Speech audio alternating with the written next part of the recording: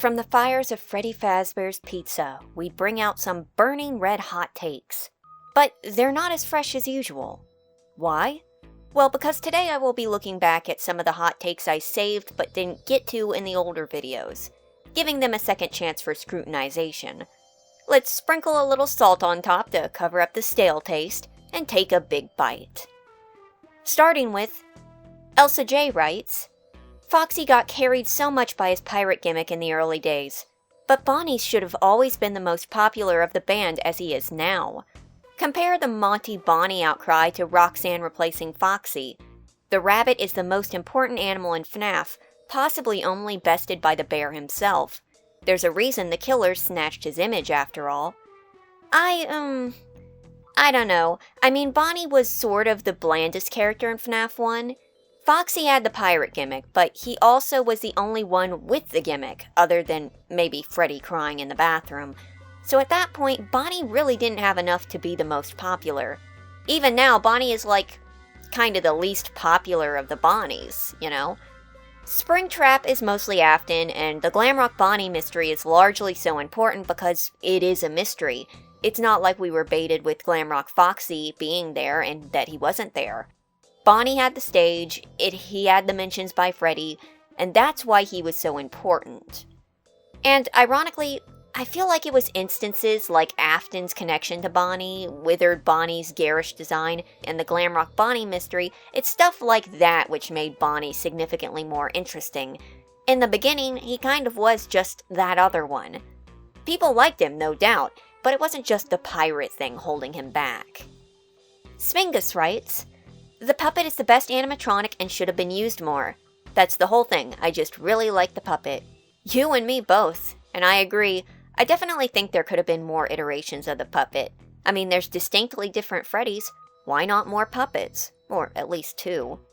Makito Breddy 9006 writes, if the Mimic is supposed to be Burntrap, then Steel Wool should have used the same model or at least had bunny ears on the Mimic instead of a whole new model. Yeah, that always gets to me. The Mimic's body vaguely resembles Burntrap's, except where it counts. And it could have been so easy to just clarify that they are the same by having it be an identical model. But when it comes to FNAF, you can't really have concrete, so there's always a tease wrench thrown in to make sure you can't come to any clear conclusion.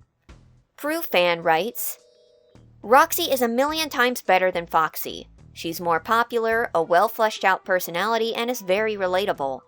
The Pizzaplex animatronics are all better than the originals, all have a personality and something to them as characters. I never cared for how silent Michael was either, even when meeting his sister. Sentient animatronics is more interesting and refreshing at this point. So I partially agree, but I can also see why people would think this. I mean, you're not wrong. Many of the Pizzaplex animatronics, save Monty, get more stuff going on than a good chunk of the originals. So it makes sense why someone would bond with them. But whether or not they're better, it's sort of subjective. Agree on the Michael thing, though. He speaks only once in the entire series, and it's not even during a vitally important moment. He's basically talking to himself while addressing his father. As for the sister location thing, I like to headcanon that Michael was too busy chewing gum to say anything. And sure, agree. Lizard Fight writes, FNAF 4 is the game treated the absolute dirtiest by the story, current games, and books. Whatever might have been the plot of the game has been lost in the sea of additional lore. The Crying Child has lost almost all importance, and it's hard to tell if we even play as him in his game. I'll say, it's at the point now where the only importance the Crying Child has is through fan theories that try to bring him back into the fold, like having him being tacked into Golden Freddy, or having him secretly be Gregory. But as far as the games are concerned, his use fizzled out a long time ago. Now, I feel like the second FNAF movie might use him, as Michael's younger brother seems to be a stand-in for him, but the storyline surrounding the character is so different that it isn't the same character. A regular horror fan writes, Henry feels like an unnecessary character to add to the lore, and the fact that his presence isn't really felt at all in the games makes his speech way less impactful. In general, they should leave him out of the movie's lore. I'll be in full support of that. And the other one is that the Mimic could be really cool, but I feel like him trying to mimic Afton brings him down quite a bit. I already don't really like the Vanny being a copycat killer idea. I don't know if that's just me, but a lot of the AUs I've seen really haven't convinced me on the idea, since most of her personality really just goes down to, oh, I just want to worship the killer I respect and continue his legacy, and yeah, that's it. I don't really have any of my own actual goals. The Mimic is like that, but I don't think he thinks too much about it, and he's a robot. Oh yeah, agree on Henry. I feel like adding him into the movies would be really convoluted at this point. There's really no reason for him to be there. Unless you added in Henry as like Mike's dead father, adding him in would mean that you would have to add in a completely entirely different subplot. And I agree, they call it the Mimic and it supposedly mimics, but it apparently just really got stuck to Afton and it's just him. Like, even when he's mimicking Gregory, it's still doing it to lure children, which is an Afton thing. It's just another Afton in a different body. And I do agree on Vanny too. Recently I've kind of fallen out of love with the copycat angle because of the Mimic. I think the bigger interest was that folks wanted a new villain who they could latch onto, but Vanny wasn't a villain. From the moment she was revealed, she was the victim of someone else who looks and acts like Afton. She wasn't her own person, and I don't see that changing. Nightfox writes, my hot take is that Ultimate Custom Night Fredbear looks so bad. Scott just made a worse edited version of Golden Freddy with no spring-locked endos, disconsidering the fact that lore-wise he is a spring-lock, and also his forehead is big. I will admit he is pretty ugly, but it's also kind of hard to see him. Another hot take. FNAF 1 is overrated. Yes, it is still a good game, but definitely not the best FNAF game. And I know people will say, but it was the first one. This doesn't mean it's the best. Like every other game from the OG 6 is better than FNAF 1. And partially agree. I don't think FNAF 1 is the best game, but I enjoyed it more than 3 and 4 gameplay-wise, not story-wise. I can see why people might consider it their favorite, though. Another hot take. FNAF Sister Location is the most underrated FNAF game. It was the first one to have different gameplays each night, which makes Sister Location 100% more interesting. The old formula would get boring if Sister Location used it. And true, I agree. While Sister Location is certainly not perfect, it did branch out into new gameplay styles and in some places really worked. If it wasn't so tethered with its story, it would have been fun to replay. And yes, FNAF definitely needed to keep trying new things at that point. You can't just do Office alone. You need to try and stretch your legs. Because if you think of it, without Sister Location, we might have not gotten Help Wanted minigames that weren't just Office segments. Last hot take. Springtrap design is good but has a lot of problems. Like the textures. They look like just veins, and look good only in-game, and the model looks so clean like there's no dirty details. Doesn't even look like he was inside a room for 30 years. Plus, the corpse looks terrible. The head is an exception because it looks good.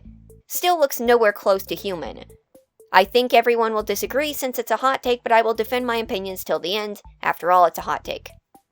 You know, I think you really hit the nail on the head with this line. Looks good only in-game. Springtrap looks really creepy and effectively cool in FNAF 3, but when the model is placed elsewhere, it looks really weird, likely because the lighting doesn't help him that much. In FNAF AR, he kinda looks like walking carpet, and in Help Wanted, we don't talk about Help Wanted Springtrap. Him and Gallery Entered got hit with the ugly stick. And another thing I want to bring up right now, this is totally off script. So, the corpse inside of Springtrap being kind of like non-existent, Springtrap pretty much didn't have any bone in him. Even though he's often depicted with bone sticking out of him, he had no bone. He just had a little bit of pink mush. And then the head with some random scattered teeth. And, you know, the belief is that after he sat behind a wall for 30 years, that this is what it deteriorated into, which ironically is not the case. Because, in fact, what would have happened is all the fleshy bits would have deteriorated and then the bones would have remained. This is part of the reason why people thought Miketrap was real, because there's no bones, there's not a lot of insides into it, because Mike would have been scooped before he popped into Springtrap. And before you ask, yes, they do have very similar teeth. So, fun fact for ya. Anyway, moving on. Toby's in Bad Walker writes, the FNAF Theory tubers should look at FazFriends for tiny details instead of their own super chat notification footage. That account is doing God's work. They should. The details they uncover, the small details someone might not notice while playing, are really cool and add a lot of extra context. Also, this picture of Ruined Sun huddling under his fort I got from FazFriends, along with many of my close-up pics for Help Wanted too. They are a huge help and deserve way more views. Tonal Tales George writes, "So here's my hot take on FNAF. Do I think people will agree with me? William Afton's character, especially his forms as Springtrap and Burntrap, terrified me due to his dark history and the concept of a decaying corpse tangled in a metallic endo. His role in the suffering of families and the idea that someone could reenact his crimes in real life was chilling. Burntrap, in particular, fascinated me with his menacing design and the way glitch traps influence puppeteered the decaying corpse. It represented the virus William had become, both literally and metaphorically, to those he had hurt. Burntrap especially disturbed me personally, William puppeteering his ghastly remains with pupils staring right through you, because you know what he's done, and he knows it too, and he knows what he's doing. While the community backlash against Burntrap was significant, I now believe it was unwarranted and unjustified. He had potential, a good concept and a good design with nostalgic elements at a time when the community was especially nostalgic, and Scott Cawthon and Steelwool Studios had plans for Afton's character. We know this because of FazFriends Frights and Trash Trap being a 6-foot-tall garbage plus rabbit plus Afton amalgamation. The reflections and remains of a weak and dying William having to cling to the representations of his family he caused to fall into nothing but tragic remains of a happy family. The challenges faced by Steelwool and Scott during Security Breach's development, including a growing team, pandemic-related disruptions, and community pressure, and, note, pressure from whoever was above them, should be considered when evaluating the game's outcome, too. Also, if it wasn't for us and all our complaining, Steelwool would have never had to retcon everything a bunch, and would have been able to casually flow through their original concepts and the original story nicely. Overall, Burntrap no. I'm gonna interrupt here before I keep going on. Let's be completely frank here. If we look at the cut lines, absolutely nothing of the original story made it into the final game. There is so much, absolutely nothing of the original story made it into the final game. I mean, look at the lines. There's so much that's gone. I digress. Overall, Burntrap didn't deserve to be hated. His backlash against him was unjustified, and it's our fault the story's all whack. I will admit that I was not in favor of Burntrap, and even with the Mimic lurking about, I still can't say that I would have ever been on board with him. His reveal is just such a slimy, weak shell that I couldn't help but just be like, good grief, again? Because, if you take into context the other games, Afton had slowly been downgrading from his time of conception. Just each version was a slow downgrade, and Burntrap was the ending result. But you do have a point. The Trash Trap Rabbit in FazFriends Frights was even teased in Princess Quest, and Burntrap's teaser trailer shows him on the floor crawling. There was something bigger planned, and if that had come to life, I might have been a little more accepting of Burntrap. Because my biggest issue with his arrival was that it came out of nowhere and it felt very anticlimactic. It felt kinda cheap. Though I do disagree that complaining is the problem. If a fan base is complaining, then there is a problem. And the problem was that Security Breach came out advertising Vanny and barely had any Vanny. Afton came back again, or who greatly resembled Afton, and the game sorta just stopped at the end. And the retcons since then have been mixed, but are almost a necessity to get around the current story issues. The biggest being, what now? Where do we go from here? Vanny returns? Gregory and Cassie grow up? FazFriends Entertainment opens a new establishment? It's a thought. I see this coming up constantly. We can keep trying to blame fans for how Security Breach came out. But fans weren't what caused Security Breach to come out like it did. There were a lot of things that happened, but the bottom line was, the game was rebuilt in about a year. And we know that because nothing that was in the trailer from February was in the game. Not even most of the maps were in there. So, yeah, the game was pretty much rebuilt. and that's a big problem because the size and scope of this game could not be rebuilt in that amount of time. That is why Security Breach had problems. The story issues are just the friends we met along the way. But moving on. Munchkin Mania. I think it's impossible to compare Scott's game and Steel Wool's games because they are so different in game mechanics and art style. One's 2D and one's 3D, etc. Yeah, you're right. Like, absolutely. The only thing you could really compare is maybe the story, but even that's different because of the scope, with the shift from indie to AAA. That's why when I'm making comparisons on the gameplay, like Security Breach, I tend to compare it to Bendy and the Dark Revival, as I feel like that's the closest reasonable comparison. Liam is my name writes, not really sure how hot this is, but I'm honestly really happy FNAF didn't end at FNAF 3 or Pizzeria Simulator. The stuff we've gotten after those, specifically VR, have been really good to me at least. Even if the lore side of things has gotten a bit messy to say the least, I'm glad to say I love FNAF even now. Absolutely agree. I hear the sentiment all the time that FNAF would have been good if it ended with 3 or that Pizzeria Simulator was the perfect ending, and I think both of these arguments overlook some key things. The ending at FNAF 3 crowd seems to forget that FNAF 1, 2, and 3 came out very close, and that FNAF being something more than just a brief indie game or two happened after this. In fact, a lot of the lore that got people really foaming at the mouth and hyped up the fanbase happened after that point. Not saying there wasn't fans then, but if FNAF would have ended at 3, we would have had a very short, very basic plot, one that would have been cleaner, but probably wouldn't have gotten a movie. And people who think Pizzeria Simulator was the best ending, well, I disagree, but that's anyone's opinion, But my thing is, it was only an ending for really a few people. William Afton, the puppet, a book character, and Michael Shafton. The world doesn't have to stop with the ending of one story, I think that's the thing. FNAF shouldn't have ended at 3 or Pizza Simulator, but the story arcs could have probably stopped there, and we could have moved on to new stories that didn't have to involve the same incident from all that time ago. As of right now, the inciting incident for Security Breach is technically the same missing children incident that was being brought up in FNAF 1. Like, even if you consider Mimic as his own character, you have to know William to understand what his deal is. But this messy lore is just the weeds in the forest. You look up from your feet, and what do you see? Glimpses of sunlight, cute animals, and they all have something on the horizon. Because FNAF is more than its lore, and that's why it's still alive. AKA Zephyrus Draws writes, Burntrap never existed.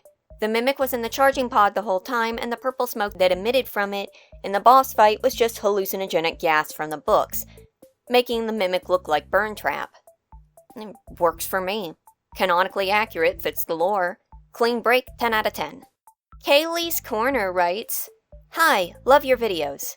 And my hot take is that FNAF 6's nights were some of the worst from all the games. The idea of having to both complete work and having to watch for scrap animatronics is really clever, and I really like the concept. However, the way this is executed leaves something to be desired. Simply being able to see whenever an animatronic is there and when it is not would make a huge difference on how annoying the gameplay is. And the fact that you can only see the animatronics when they're moving makes it far, far more annoying, as then you don't know if they're here in the office with you or not. I don't know, it just never felt good to me, and that's the main reason I haven't actually completed FNAF 6. Hope you have a good day. You too! And yeah, I agree, I find it weird that we're never privy to where the animatronics are. I know it's supposed to make things more tense, but instead, for me at least, it makes it harder to get engaged when I can't really do anything but click around and twiddle my thumbs and try to differentiate the location of sounds. I have brought this up a few times and actually had a comment asking what's up with my hearing. So I have perfect hearing, technically, but I have trouble differentiating sounds from one another or distancing sounds. I think it might be due to allergies, but I'm not sure. So basically, if I take a hearing test and I hear the little beeps, I can hear those for the most part. But if you asked me how far away the beep was, or played two sound cues on top of each other, I wouldn't be able to differentiate it. But even without the sound thing, I find the fact that there's just not much to look at to be kinda boring. Neon Icy Wings writes, I missed the days of uncertain lore a decent bit. I think there was a golden zone of just enough confirmed characters and events, and that there was a decent baseline, but also enough uncertainty and mystery that each new theory or fanfic could bring something totally new to the table. There was a charm to filling in the gaps with so little in the early days, like Mike being his own character and Foxy being the perpetrator of the bite. It now feels like the edges of the FNAF map have been filled in, at least classic era-wise. Some mysteries remain, sure, but so much is agreed upon. The fandom zeitgeist concurs on so much that the foggy unknowns are lost. Though I suppose that is the fate of any ongoing media venture, the initial spark casts enough shadows to incite imagination, but the larger the franchise burns, the less innate imagination there is. Everything becomes set. Which also makes me wonder if there's anything within FNAF that's mostly agreed upon at large that could be wrong. Things that make sense, but could lead theories astray. I think you have a good point there, and I may toss in, I also think the landscape of theorizing has gotten a lot more, well, it's less about theorizing and more about theories, subscribing to singular theories instead of trying to look around and think of the clues on your own, you know? I think that's why people get so defensive nowadays. Maybe they always did, but it used to be a lot more fun. And I do agree on the set nature of things, like we don't have characters or plots totally set, but we have reoccurring plot points that seem connected or could be parallels. And those reoccurrences kind of gate off a big chunk of speculation by encouraging the would-be theorizer to look back at what already happened and assume it will be the same, even if it didn't actually, happen beyond being theorized. And yes, there is one thing that could lead folks astray. Cassidy and Crying Child. Common consensus is that they're both in Golden Freddy, but there's no point where we actually see this. So there might be times when one might put a hint to them, when it may be a hint towards something else. Because really, we don't know anything about those two. Okay, back to the hot take.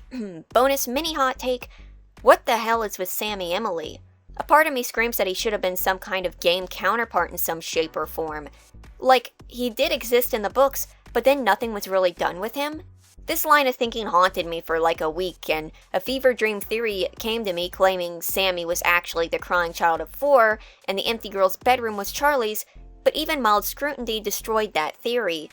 Even if I think it would lead to interesting overall mirrored parallels between the Emilys and the Aftons, as it would leave each family with the same amount of corresponding family members, with kinda sorta related thematics between each pair, especially in their deaths. As for Sammy, I thought that. There was a lot of weird stuff around then. If it's any connection, FNAF 4 was the final chapter, lost the final chapter, and FNAF The True Story became the Silver Eyes, and then a trilogy about the same time.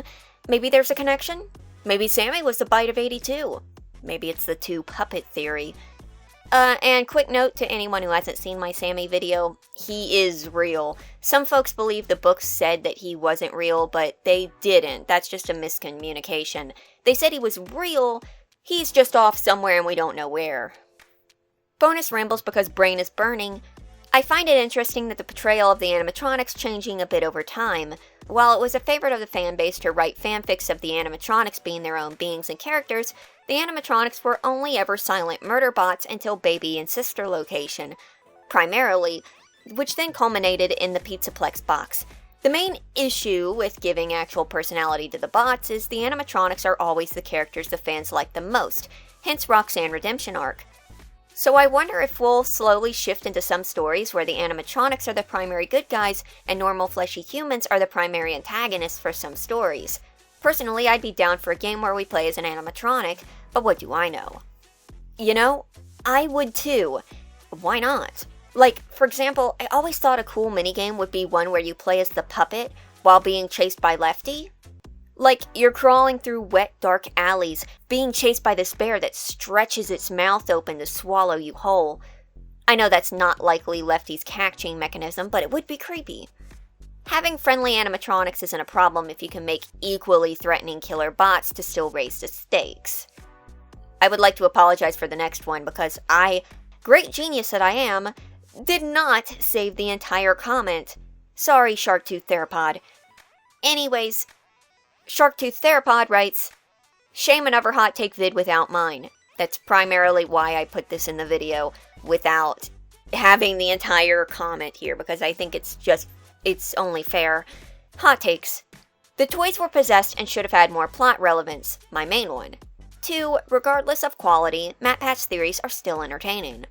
I do feel like we could have squeezed a little more out of the toys, especially since they do reoccur so often, especially since one of them is a major character. You know what they should do?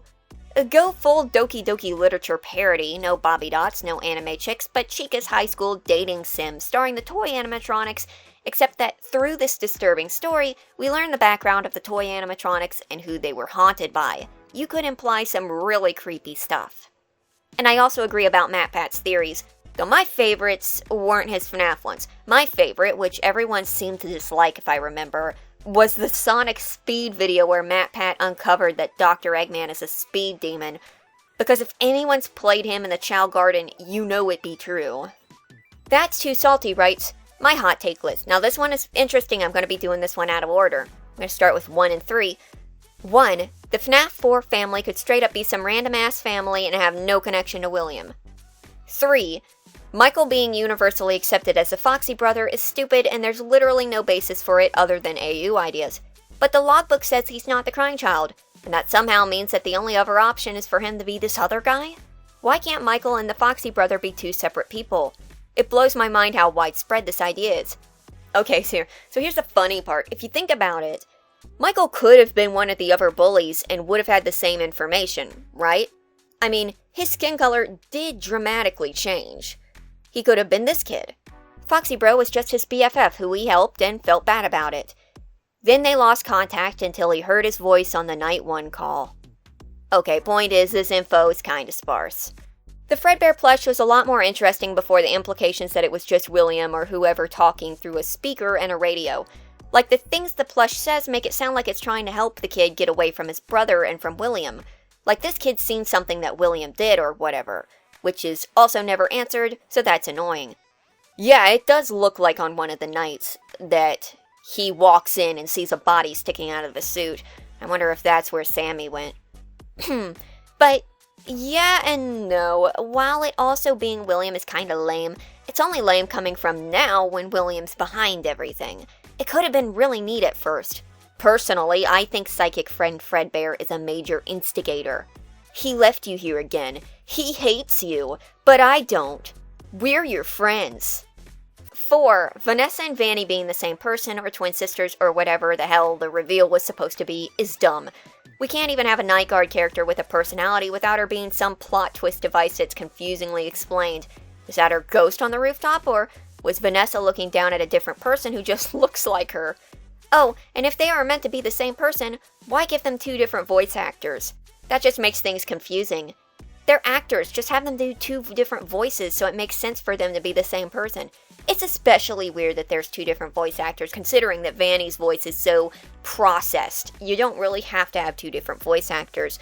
My assumption is that there's 2 different voice actors to keep it ambiguous if they're the same character or not, and that the endings are keeping it ambiguous. And the reason that you see Vanessa on the roof at the same time she's on the ground is because now you don't know if she's the same character or if it's a completely different one. This is the problem with FNAF. They're not really willing to give any answers, and because of that, they can't really tell any story. Because Vanessa can't be her own person, and she can't be an established anything because she has to be what the plot demands her to be. And I gotta say, this whole turning Vanessa into Elizabeth Afton, a la the movie and everything else, kind of sucks. Because in a way, that means that Vanessa had a chance to be her own character, and now she's not. Now she is just what would have happened if Elizabeth Afton would have lived. And it's just that whole problem with repeating the same characters and the same archetypes. She's basically just Michael and Elizabeth shoved into one body. 5. The newer lore version of FNAF 4 is beyond stupid. We couldn't just have a child haunted by his own nightmares. No, it has to be experiments conducted by a mad scientist in a fake house using mannequins and illusion discs or gas or whatever the hell is happening here anymore. Also, thanks for throwing off the lore and still not giving a concrete motivation for William to be kidnapping children to experiment on. I know some people in real life are just twisted, But this is the story, and the characters would be so much more interesting if they had actual reasons for doing what they were doing without justifying what they're doing. I agree with that. I'm willing to let William as just a child murderer pass, but once William starts doing experiments, there's kind of places where you have to be like, okay, so what exactly is going on here? When did this start? Why is this happening? But, so here's the thing about FNAF 4. Everyone's acting like it's a big reveal now, but I will agree. I think it's kind of dumb. But it's not actually a big reveal that just came out from the books. That's what people keep saying. The books finally revealed it. The books finally suggested it. Sister Location had those buildings listed as observation rooms. They were observing him in the private room. The Fredbear plush was sitting there with a radio on it, and arguably hallucinogenic gas existed since FNAF 3, if we're counting whatever was going on inside of FNAF 3, if that was an actual gas leak or fear gas. So, that's my pet peeve, is that everyone's saying, well, the books are totally real, they're giving us all the answers because now they're telling us the truth. No, the truth was already there. People just weren't looking at it. It was brought in at Sister Location, the one where William became the mad scientist. It was all set up there. I'm not going to give the books kudos for suddenly remembering that Sister Location had some stuff in it that never came back again. You know? Go Play Yokai Watch Now writes, Book Charlie literally has your voice. You are the character, no questions asked. I forgot that I saved this one. Thank you. Also, Fetch isn't really bad, he just took things too seriously. I haven't read anything past Fetch, so this may be a hot take with the character. And honestly, you kind of got a point. He's basically just a monkey's paw who does whatever he's told, and that's after Greg basically stole him. Plus, he is one of the only animatronics who is 100% not Eleanor, but instead a part of Andrew's anger, left behind, and while Andrew lashes out with his anger and hurts people, I do genuinely believe that he's not evil. He's an angry, murdered child, and Fetch is just a little too loyal, and Greg's a little too slow. Awesome Guy writes, the box is completely non-relevant to the story at this point, and it's basically been retconned out of existence in every way possible, to where if they did answer what was in the box now, it would feel really odd. Like, why are you answering something that doesn't even matter to the story you are telling unless you retcon what's inside of the box, which is going to feel extremely forced. Don't hold me to this, but imagine if the box turned out to have the Mimic inside, and then it's revealed that's how it got inside the Pizzeria Simulator building, like Henry the Minion and Michael brought it there or something. God, I don't even know how I would react if that came true. Quick note here, but I forgot to mention it in the recording, but Scott has gone on record and said that what was in the box has changed, so it's very likely that if the box ever does return, almost absolutely whatever's going to be in it isn't what was originally intended. The scary part is, that could very well be a way to bring back the box as a vehicle to make the Mimic seem more important. It would be a disaster, a hot mess, but you could do it. I think the box's references in the fourth closet, I think that's what they were going for with Charlie being hidden in the chest, the retcons, I don't know. It feels like, you know what that kind of looks, I actually looked this up. You know what that kind of looks like? It kind of looks like one of these boxes, and I'm going to put a picture up right now. And you probably, it just looks like a normal trunk to you. But these trunks, and trunks that looked like this, were used to house dummies. You know, back when ventriloquists were a real big deal. I mean, they're still a big deal, but, you know, big wooden dummies would be folded up and put in these little trunks. I think the puppet was in that box. I think that's why it looks like a ventriloquist dummies box. I think it was initially going to be revealed that the crying child was the puppet, the he from the Save Them minigame. Source code hints show that originally the bite from FNAF 4 was going to be the bite of 87. And don't argue at me at this. Just look at the source code hint I have on the screen. At some point, it was being teased. I have a lot of people who've argued with me in the past. No, that wasn't the intention at all. We gotta look at that. Look at it, you know? Something happened. The kid survived the bite of 87. A boy stands outside Freddy's crying, not letting him inside because he's probably been banned for his own good. Fazbear Entertainment is absolutely the type to ban a kid they injured. Maybe he snuck out at night to go see the place. Maybe that would finally answer Midnight Motorist. But something changed. The bite changed, the final chapter changed, the box was introduced for no reason. And life moves on. But you're right, the box doesn't matter anymore. God, I hope it's not Mimic. Totally Not Redtail writes, I really enjoy the sort of sassy, overworked daycare employee characterization for Sun, rather than the anxious, sensitive, more fanon personality they created for him before Help Wanted 2. Just, I feel like it makes him more relatable, and hell, even a little more sympathetic in my eyes. Someone already left a comment on this, but I thought I'd share. Me too, definitely agree. Like, I like Sweet Sun, but oh boy, this is so much more character. And he still could be sweet, he's just not completely oblivious to his situation or his surroundings. It also makes him look a little better. He didn't toss Gregory out because he's a big dummy who didn't know that the bad lady was running around. He did it because if he has to chase one more kid around, he's going to rip out his own battery and eat it. This is how you get ulcers. Tay's commenting account, used 1908, writes, wow, that's a name. Hot take 1, the Oof Troop has the best timeline version, and it is hardly a contest. Even putting aside the funny factor, it comes together so well. Yes, it is. Hot take number 2, Help Wanted 2 is not as good as most people claim. Dare I say, it's pretty bad. Let's start with the comparison to the first game. In my eyes, 2 is so lifeless in comparison to 1. The voice acting in many places, like Hand Unit and Foxy, sounds so bored in their performances. Someone argued that Hand Unit always sounds bored, but the intro is a new low. The settings in the game are nothing burgers too. It's too dark for anything to be seen really memorable. Sometimes it's necessary, but other times, like the staff-bought dresser game, could have used some improvements. The lack of music or general ambience also doesn't help. The games are so quiet for the most part. The UI in the game is so dull and unintuitive. It's kinda cute that they're computer files, but it isn't enough to save it from being boring. Also find it odd how the instructions are placed left of the button for some reason. I get innovating, but this feels like innovating for the sake of innovating, which is not good. They didn't bring back Monty, who was already the least developed glam rock animatronic. It's honestly baffling to me that they didn't, even if he is a divisive character in the fandom. The new animatronic variants are decent, but nothing more. Aside from the ruined DJ, I love him. There's basically no actual new characters here though, aside from Carney, who is a Lefty recolor. He's fun though, I will admit.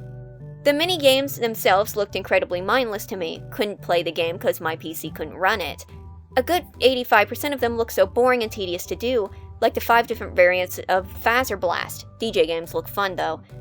So, I don't want to be that person, but I think you just inadvertently described the same issues with Help Wanted. Help Wanted being remakes that are, at times, less atmospheric. It's mostly dark with some weird lighting trouble, and there's no actual new characters. If we're not counting like Mystic Hippo and Carney, then I'm not counting Glitchtrap because I see him as very Afton adjacent and Vanny doesn't appear in game. So yeah, I kind of feel like these are complaints that could be leveraged against Help Wanted 1, so if you're saying that both are bad, fair. But if you're saying Help Wanted 2 is worse, I would not agree. Help Wanted 2 relies more on minigames than remaking the original game, and I think that's great because I don't want to play the same FNAF games over and over in VR. I want something new. Maybe not all the levels are created equally. Fair point, the Fizzy Faz one doesn't seem that stimulating. But I'm not saying it's the best game ever, but it looks like it took in criticism and improved. As for Monty, I can't blame Help Wanted 2 for that because neither Security Breach nor Ruin did much for Monty. Not sure why. And the books aren't very favorable to him either. Continuing the hot take. Then the lore. Stars have mercy on us, the lore. It feels like everything went a step backward. It's fine that it takes place between Security Breach and Ruin, but why did we get absolutely nothing on the Mimic or the Entity? Why was it Vanny and Glitchtrap again? And what on earth does it all mean? The other ending doesn't fare much better. Steelwool seems to be becoming obsessed with taking characters they just introduced immediately out of the picture. The brain inside Maskbot in Ruin was already there, yes, but did it truly have to be another protagonist? It also brings questions into which ending is even canon, because if we go by the logic that the brain in Maskbot is our Help Wanted 2 protagonist, then that probably implies that the ending, which took actual effort, is not the real one and didn't even happen. Quick note here, but actually, technically, the Vanny ending would have to be canon because Vanny crushes Glitchtrap in the dust and we see that dust on the wall in Ruin. There's no sort of, 100% confirmed ending, but that is suggested. Continuing. Which then raises a question of, why bother? The missing children being brought back isn't exactly helping anything either. FNAF's commitment issues to letting go are truly in their A-game here. And since they focus so much on the missing children, why didn't they do anything with FNAF 1's gang? Hell, they could have introduced the unwithered animatronics. It would have been at least something. The fact that they cut out the slightest possible hint of Glamrock Bonnie's personality is also incredibly stupid.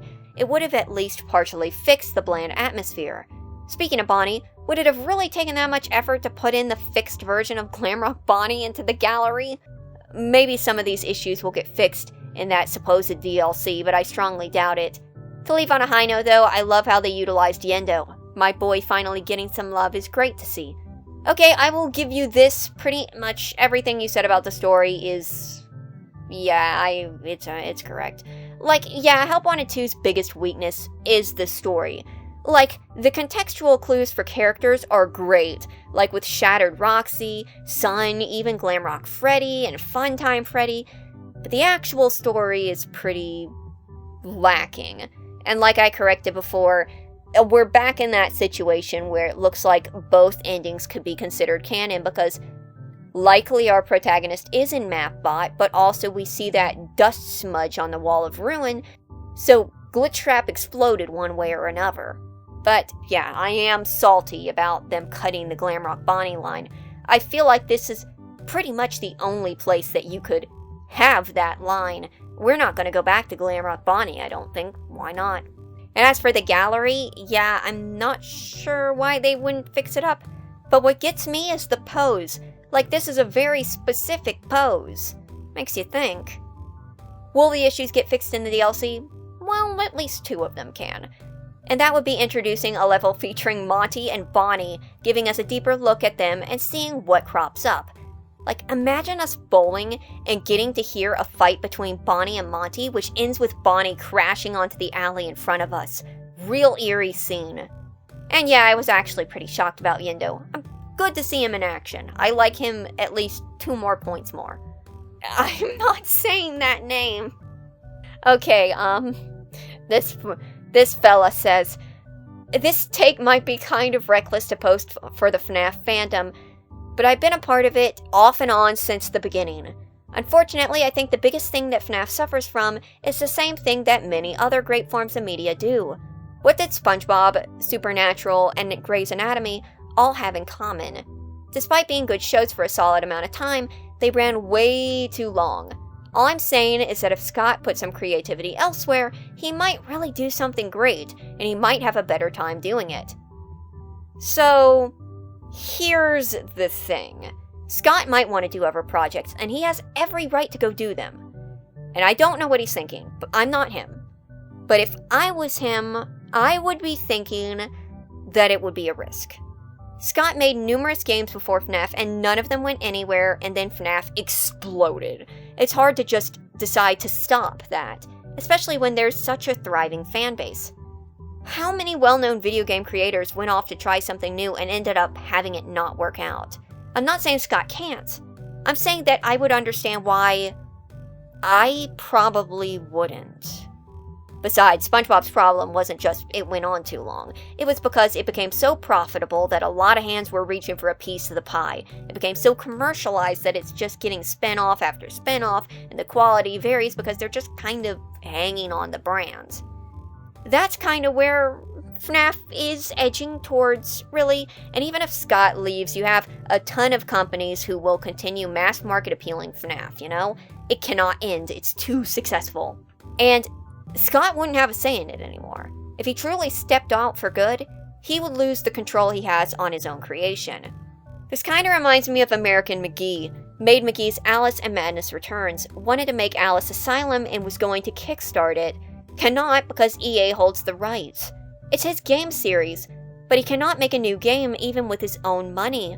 Tries repeatedly to convince them, gets no after no, and has now left the Alice franchise altogether. There's been rumors of an Alice Netflix series now, and that's not gonna be great. Shane Acker said he wanted to do more 9 movies. Focus Features didn't think it was profitable. Now I can't even take it to Netflix. It's a lot to think about.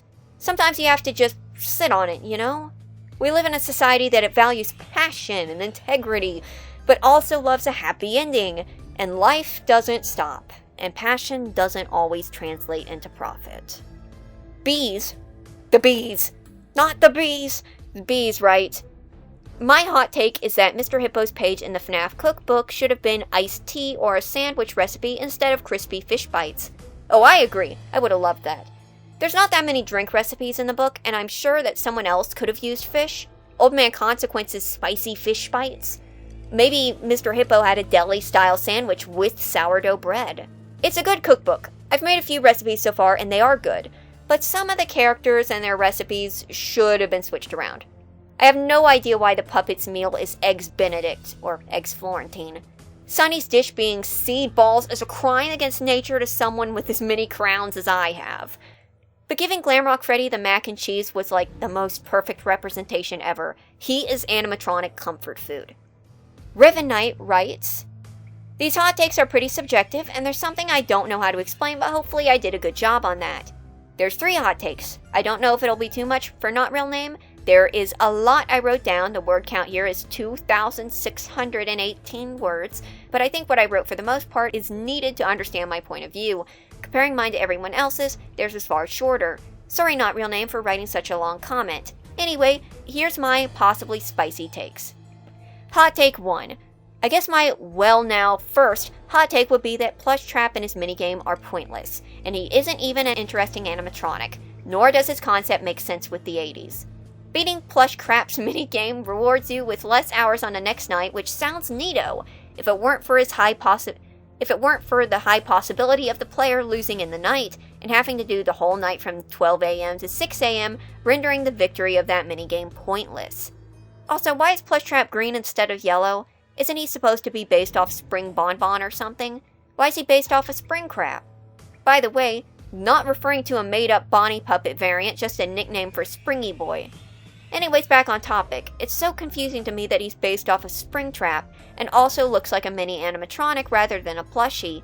I haven't read the FazFriends Nights book because, at least right now, I'm not interested, but I don't know if they brought up any new details about the Plushtraps that explain why he's based off Springtrap and who is Withered Springy Boy. I'm also baffled that we have a version of Springtrap and not Springy Boy since the game takes place in the 80s, which is what I meant by how his concept doesn't make sense. Also, Plushtrap is in one of the 8-bit minigames outside of Freddy's, and he's green too, meaning he's a merch within Freddy's, which is weird to me. With the games and books after FNAF 4, does this imply that Aubergine Man used Plushtrap merch to scare Mini Aubergine or Aubergine Man Jr.? I don't know. I'll leave it up to the theorists like ID Fantasy or Rytoast or FNAF. I say this because Springy Boy never shows up in a game, unlike his big bro, the head chomper, Fredbear. There should have been instead a Nightmare Spring Bonnie paired with the Nightmare Fredbear to scare either Mini Aubergine, Evan Afton, by the way, called him that because of Evan Tube HD joke, or Aubergine Man Jr., Michael Schmidt Afton, maybe Jeremy Fitzgerald Robotnik I, or Fritz Wares the Blacksmith, or whatever. Instead, a Nightmare Springy Boy would have been actually better and made sense in this version of Springtrap that existed in the 80s. At least we'd have an opponent who doesn't have a nice yet pointless minigame, and a version of Spring Boy, not counting the version of Dave Trap doesn't count, would have been in the game as an opponent like the other animatronics. Well, that's all I have to say, I guess, about Plushtrap. Now on to Trash Golden Freddy Lolbits. Apparently I have to split it up into 3 pairs, and Fredbear Hot Take is a massive comment on its own. Before I get to that, let me address the first one. So I like Plushtrap, but everything you said is pretty correct. In the grand scheme of things, Plushtrap isn't a necessary character, and even I didn't think much of Plushtrap in the initial role. Someone like Spring Bonnie would have been creepier. Heck, if we're going off the theory that at some point Plushtrap was supposed to be the crying child's inspiration for Springtrap, then Spring Bonnie would have made more sense.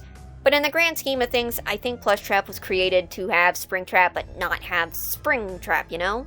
Though, to be fair, no, now that I'm thinking about it, having a Nightmare Spring Bonnie that was kind of working in the background on the last night while Nightmare is chasing you would have actually been really cool.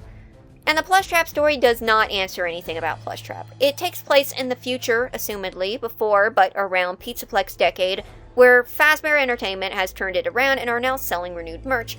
Considering that the FNAF games themselves eventually became canon games to the FNAF universe, that would likely be why Plushtrap is here, since in the real world, he was initially just Spring Bonnie. So, how do I put this? In FNAF 4, Plushtrap is based off of Spring Bonnie. In the books, he's based off of Plushtrap from FNAF 4. Okay, let's continue. Hot take number 2. I think FNAF 2's Fredbear Golden Freddy is worse than FNAF 1's Fredbear Yellow Bear. Well, I don't know if this is a hot take or not. Correct me in the reply. Also, if you're wondering about the name Yellow Bear, I learned from a video I watched back in 2014, 10 Facts, Five Nights at Freddy's Part 1 by Lamino, Nostalgia. I call each version of Fredbear different names. FNAF 1 Yellow Bear, FNAF 2 Golden Freddy, FNAF 4 Nightmare Fredbear, and FNAF 7 Original Fredbear back on topic. So basically, he doesn't have the aspects I like about Yellow Bear, while Golden Freddy is similar. He lacks the major aspects I liked about Yellow Bear, and unfortunately those removed makes Golden Freddy my least favorite version of Fredbear. One of the things I liked about Yellow Bear is that he's an Easter egg, which means he doesn't show up much. And also, he isn't grouped in with the main four, and I liked that. I like Yellow Bear being a lone animatronic. While Yellow Bear is an Easter egg, Golden Freddy isn't, so he appears more frequently and is grouped alongside the withered animatronics, which makes sense because they were all from the same restaurant and were decommissioned, but it takes away those aspects I liked about Yellow Bear.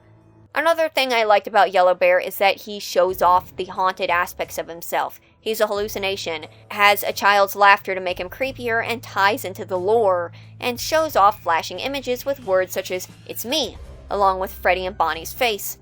With Golden Freddy, all he does is show up as a ghost in the office like Yellow Bear. Oh yes, he shows up as a giant head in the hallway, which was just goofy. I can't take him seriously. Yellow Bear is much more intimidating. I like how Yellow Bear looked with the way he's slouching, the head is tilted to the Markiplier, his right, with his mouth wide open, his arms touching the floor, palms of his hands facing outwards towards the player. I don't mind the sitting position of Golden Freddy, but I like the way Yellow Bear is sitting more. What makes Yellow Bear's appearance better is the shading of him in the office. Because the office ceiling light isn't that bright, the room is a bit dark, and so is Yellow Bear. I think the shading makes him look more angry, especially with the bushy eyebrows and the white pupils, which stand out even though they're tiny. However, Golden Freddy is the opposite. The office he appears in is too bright, which makes his appearance not as threatening. It's like if the salvage room in FNAF 6 was brightened up. The scrap animatronics would not nearly be as scary. The same can apply to FNAF 1 also because the darkness enhances the horror. It made the restaurant more creepy and shrouded the animatronics in some points, especially Freddy who hid in the dark. Shadows can make things look more scary, especially when it shrouds part of something, but you can still make out the details. Now as for the jump scare, it's no contest. Yellow Bear's all the way. Yellow Bear's jump scare is the best out of the FNAF 1s. His jump scare is a close-up of Yellow Bear's face. What works so well is that Yellow Bear's fur is so bright, it contrasts with the pitch-black background, paired with his black eyes and gaping mouth. It makes for a pretty haunting image. His jump scare scream is his regular scream, but much lower pitched, and it sounds distorted too, which makes it even creepier. His jump scare contrasts with others because it isn't animated. Most of the others are just them screaming at the player's face intensely while shaking the camera. Besides Foxy, who just pops out of the door, screaming as if Sheldon stole his secret formula again, Golden Freddy's jump scare, however, looks just goofy, not scary at all. He's just a floating head shooting right at the player, with a jump scare noise that I'm personally not a fan of. Also, I don't know how to describe why I don't like the jump scare scream. I just don't like it that much. But Golden Freddy's jump scare from the hall is kind of funny. It reminds me of an old animation where Foxy was running down the hall in the Fortnite of Five Nights at Freddy's 2 animation, video by Crazy Boris Productions. Tying him back to being grouped with the animatronics, Golden Freddy is in the custom night unlike Yellow Bear, and he can be tampered with, which makes no sense as he continues to appear as a decommissioned animatronic ghost. How can his ghost be tampered with? I prefer how Yellow Bear was handled, as Scott trolls the players when they type 1987 in the custom night, which results in Yellow Bear's jump scare. I find it comical, smiley face. And now, the designs between both versions of Winnie the Pooh, Golden Freddy's looks neato. He looks like a haunted suit, but he doesn't have the things that I like about Yellow Bear. And yes, I prefer Yellow Bear's design over Golden Freddy's. First, I never liked Golden Freddy, and by extension, Withered Freddy's slendered head shape. I much prefer classic Freddy's, as his head shape has rounder cheeks next to the muzzle. Second, Golden Freddy's fur color is orangish yellow and just doesn't look that good, especially when his fur color is too dark and he has black eyes and hat. It doesn't really mesh well. I much prefer the lighter yellow fur of Yellow Bear's because it doesn't look bad. I also don't like, how many times have I said this, Golden Freddy's eyebrows. It works on Withered Freddy because he has eyes and eyelids. On Golden Freddy, he looks non-threatening, which is the opposite of what I said about Yellow Bear's earlier. Perhaps if Golden Freddy had white pupils like Yellow Bear, it'd probably look better. The only thing I like about Golden Freddy is his withering, and also his more refined and detailed model, but that's about it. Side note, FNAF 1 Movies Yellow Bear is a mix of Golden Freddy. It's the classic design but has Golden Freddy's withering, which I like and is my favorite design of Fredbear besides his original suit in FNAF 7.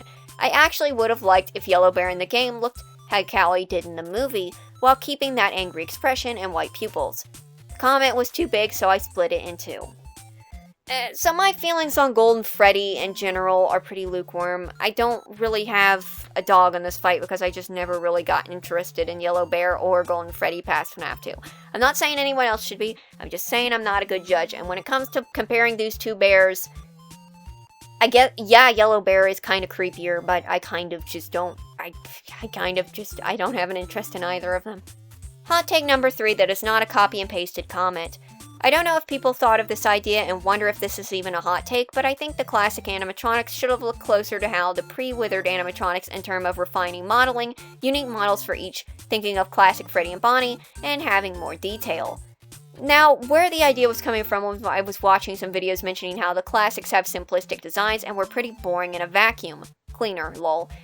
But are used greatly in the game due to how they're characterized. Dark atmosphere, and later Mr. Spring mentioned in his FNAF art style video in the FNAF 2 section where the Withereds are more realistic in terms of having more details, like with the fur, eyelids, and Endo 2. Then I watched an animated video from Frexen Animation's FNAF 1 trailer, but with the FNAF 2 animatronics, FNAF 2 anniversary video. It was just the pre-withered animatronics replacing the classic animatronics. Well, the trio at least. Frexen just used withered Foxy instead of pre-withered Foxy. That's when I thought they looked better than the classics. They go off that 80s Chuck E. Cheese feel to me, and with what I mentioned, Mr. Spring talking about how the Withereds models give off more details.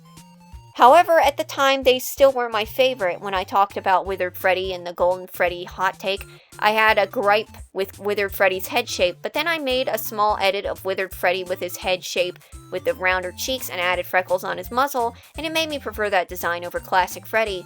It had almost everything I liked about Classic Freddy and more, minus the kneecaps and the ridges under his feet. I didn't know what they're called, correct me. Another reason why I think the classics should have looked like the pre-Withereds was because the pre-Withereds are more uncanny in comparison, and again they have more details. To me, the classic animatronics don't look scary or creepy, if at all, including Foxy too. They just look too cutesy, big eyes, lack of upper teeth for most characters, and are pretty basic. The only time they look weird is when they're standing in the camera while on the stage because of the shadows shroud their face, but not completely in dark, so that you can vaguely see their face. Foxy comes close with his 2 stages before leaving the curtain. Pretty is alright, it's hard to explain, sorry. Also want to mention how the weird design details on the classics, like how the main trio including Yellow Bear only have bottom teeth and no 4 eyelids. Foxy doesn't have those issues since he has those upper teeth and fur eyelids, so I think he has the best design. Also, another reason that the pre-Withers have a better design is because each has unique designs. Freddy is the bulkiest, Bonnie and Chica are skinnier in comparison, and Foxy is the skinniest of them all. I think it fits well with each of their characteristics and are varied. The classic trio body shapes were too close to each other, and not that that's a bad thing. I'm saying the pre-Withereds just did something better. They're more appealing to me. Also, Endo 2 is much more detailed than Endo 1, has ears, bigger eyes and mouth, and ring things on his arm, which is what I think holds the animatronic suit. It's appealing to me with all the details, unlike the Endo 1 design, which is just too basic. Again, not that that's bad, but it's not as interesting to me. Also, some designs that the classic Freddy and Bonnie don't have are 2 buttons on the belly patch. I just think it's neato. But I do think aspects from the classics should be kept. Their classic head shapes, like I mentioned before with the pre-withered Freddy, same also for Bonnie. Chica with her one-piece head but lowered beak, being separated like classic Chica, but of course sharp beaks like the pre-withered Chicas, which were made her closer to an actual chicken instead of a duck. And Foxy with a more angular head too, but I think more rounded snout. Also give him his Captain drip because Captain Foxy's better. And by extension, Yellow Bear's head too, but he's just Yellow Freddy anyways. Freddy and Yellow Bear's eyebrows, freckles, and kneecaps, and feet ridges. This is how I think they should have looked, actually creepy animal electronics. A little off topic, I actually made redesigns based off this idea and also mixed with FNAF 1 movie color palettes and Bonnie's guitar strap, and I wish they looked like this from the beginning. It basically made my ideal designs for the classic animatronics more detailed, varied. Pre-withered with the classic animatronic head shapes and other things I mentioned, and Bonnie's guitar strap. As for the actual classic animatronic design, they look good and definitely fit within their game with their simplicity, which is one of the things I think made FNAF 1 work, but I think there could have been changes to improve them. I definitely think they are the worst models Scott made from FNAF 1 to 6 because they were the first. No, I did not mean actually bad, I just meant that Scott has improved over time with his designing and modeling animatronics with each game, minus most of FNAF 3, which is why I think FNAF 1 is the least great in terms of modeling. Like you said, I think the classics design benefit them as they are not so uncanny that they lose their realism charm. While FNAF 2's Withereds or pre-Withereds are creepier. If FNAF 1's animatronics looked as creepy as them or how I pictured them to look when they were fixed up, there would immediately be that dissonance to why in the world would children want to see this blocky, thick-jawed bear. Though I do agree on having the different shapes, because real-life animatronic bands often do have different shapes and designs. My point is, I don't like the Withereds enough to want this mug to be the face of Freddy Fazbear's Pizza, and I don't see Chica's beak being 2 pieces and not looking something like this. It's not that I don't care about design elements. I do. I guess I don't know. I can see what you mean, but I don't know how I feel about it. Time to get to my hot take. The puppet was in the box. That is a ventriloquist dummy trunk. They often had a similar shape and 2 latches. It just doesn't look dead on because it's not super detailed. During the time when FNAF 4 was the final chapter and was about the bite of 87 because the source code says it was at one point, it was. Everyone just says nuh-uh but never acknowledges that this exists. That box. That unimportant box that is revealed for 0 reason, for no merit, for no payoff, and still doesn't matter held the puppet, the one character who had a major hand in the first line of games. The puppet was in FNAF 2, it caused the original hauntings, it died outside Freddy's. He died outside of Freddy's. It was in FNAF 3, like actually there. It was more of a vital character than Michael Afton, even after Michael Afton got his singular voice line. Think about it, there's no puppet at the diner. There's a puppet in 2, and a minigame showing what looks deceptively like the diner, and it's a save him situation. The puppet appeared somewhere between those two. Where did it come from? This box. Why? Why would Afton have this box? I don't know. Why did he have psychic friend Fredbear and a radio? That box could have only had a few things in it. Radio for the Fredbear plush, which wouldn't have answered anything. Trophies left over from the children, which would have been confusing, and I don't think that would have happened. Or the puppet, which would have answered a last question in the final chapter. But no. And why does it matter now? It doesn't. The box doesn't. The puppet doesn't. They're just questions with empty answers. But I swear if the Mimic climbs out of that box, I'm going to bear it into reality and throw it down my basement stairs. The Mimic 2. Thank you for watching. I'm gonna go to sleep.